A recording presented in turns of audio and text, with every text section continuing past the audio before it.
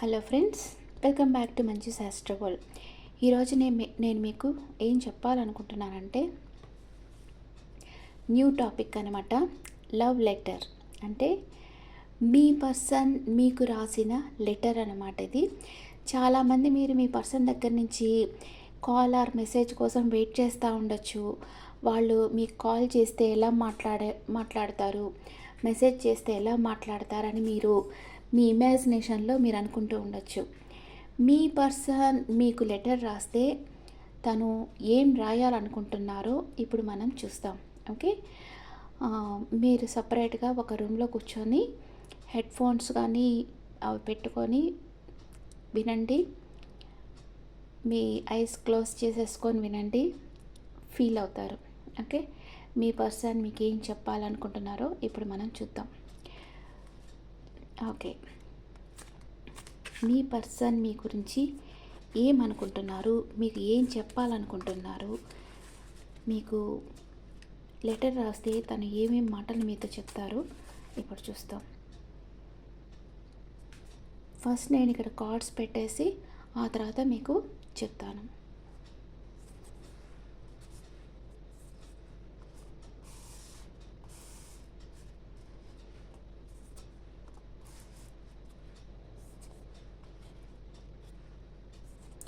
మీకు ఇది న్యూ ఎక్స్పీరియన్స్గా ఉండొచ్చు అనుకుంటున్నాను. మీకు ఇది నచ్చితే నాకు కమెంట్స్లో చెప్పండి. ఇంకా మీకు ఇలాంటివి చేసేదానికి కొత్తగా ట్రై చేసేదానికి చూస్తాను.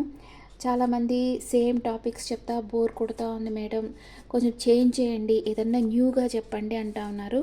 అందుకే నేను ఇది ఇప్పుడు చూస్ చేసుకున్నాను. ఓకే,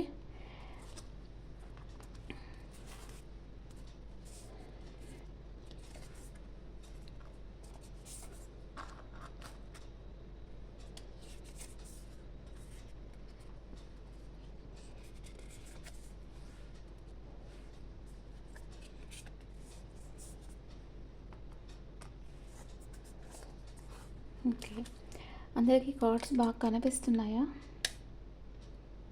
ఓకే, నేను ఇప్పుడు ఈ లైట్ కూడా కొంచెం తగ్గించేస్తాను. మీకు కొంచెం ఆ ఫీల్ రావాలి, మీ పర్సన్ మీతో ఉన్న ఫీల్ రావాలని నేను అనుకుంటున్నాను. ఓకే, ఎస్,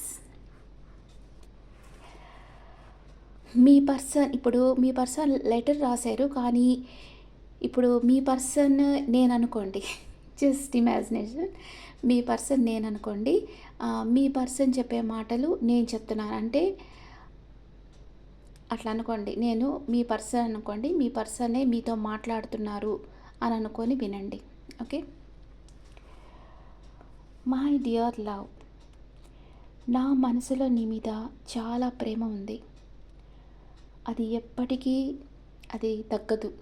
ఎందుకంటే నేను నా హృదయంతో కాదు, నా ఆత్మతో నిన్ను ప్రేమించాను. నువ్వంటే నాకు ఎప్పటికీ ఇష్టమే. నిన్ను చూస్తేనే నా మనసు చాలా సంతోషంతో నిండిపోతుంది.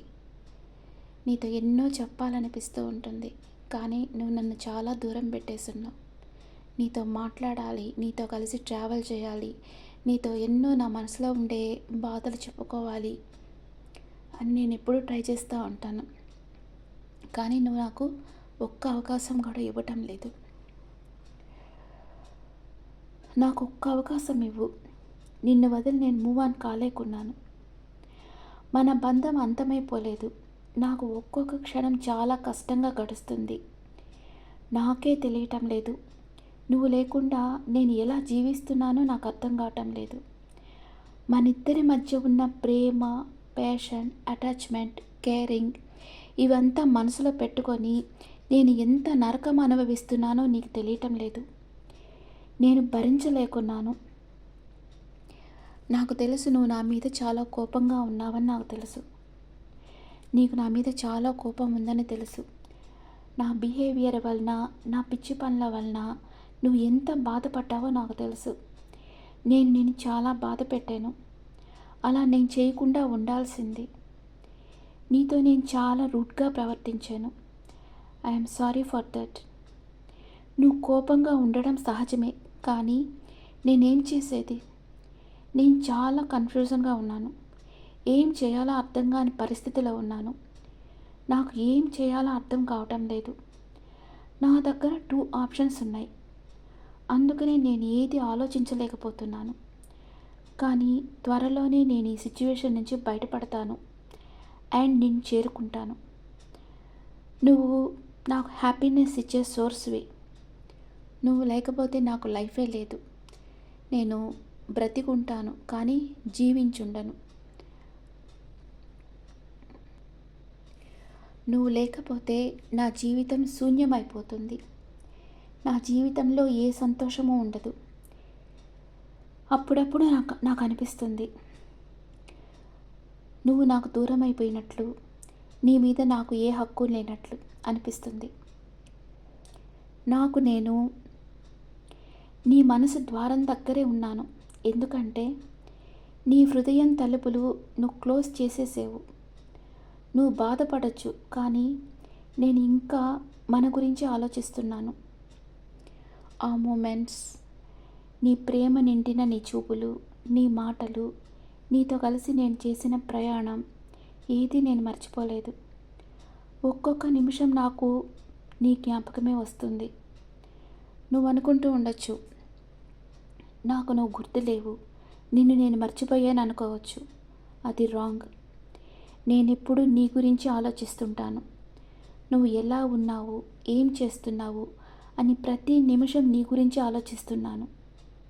అవును, నేను నిన్ను చాలా స్పై చేస్తున్నాను. చాలా జెలస్ ఫీల్ అవుతున్నాను. నిన్ను వదులుకోవాలంటే భయపడుతున్నాను. నేను నీ ఇగ్నోర్ చేసి చాలా తప్పు చేశాను. నేను చాలా సమయం తీసుకొని ఉండొచ్చు. అంటే మన విషయంగా నిర్ణయం తీసుకునేదానికి నేను చాలా సమయం తీసుకున్నాను. నాకెప్పుడూ ఒక కాన్ఫిడెంట్ ఉంది, మన బంధం ఎప్పటికీ ఎండ్ కాదు. మనం లైఫ్ లాంగ్ కలిసే ఉంటాం. నాకు తెలుసు, నేను చాలాసార్లు నిన్ను బాధ పెట్టాను. కొన్ని రోజులు మాట్లాడడం, కొన్ని రోజులు ఇగ్నోర్ చేయడం, కొన్ని రోజులు బ్లాక్ చేయడం, తర్వాత అన్బ్లాక్ చేయడం.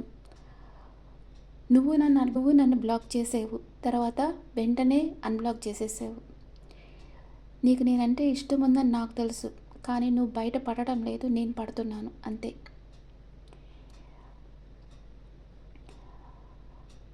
నువ్వు నన్ను ఎప్పుడూ ప్రేమతో యాక్సెప్ట్ చేసేవాడివి. బహుశా ఈ కారణంగా నేను నిన్ను అడ్వాంటేజ్గా తీసుకున్నానేమో. I'm really sorry for that. నేను ఇప్పుడు చాలా ప్రశాంతంగా ఉన్నాను. దాని కారణం నువ్వే. నీ గురించి ఎప్పుడు ఆలోచించినా మనసు ఆనందంతో నిండిపోతుంది.